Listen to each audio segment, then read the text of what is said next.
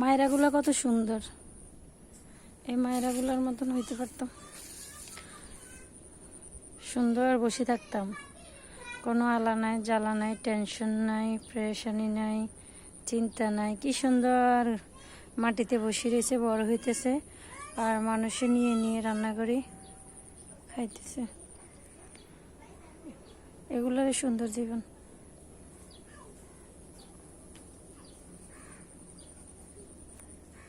কি সুন্দর ফুল ধরছে।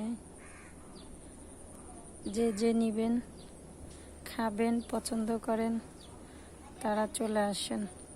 অনেক ফুল আছে, অনেকগুলা।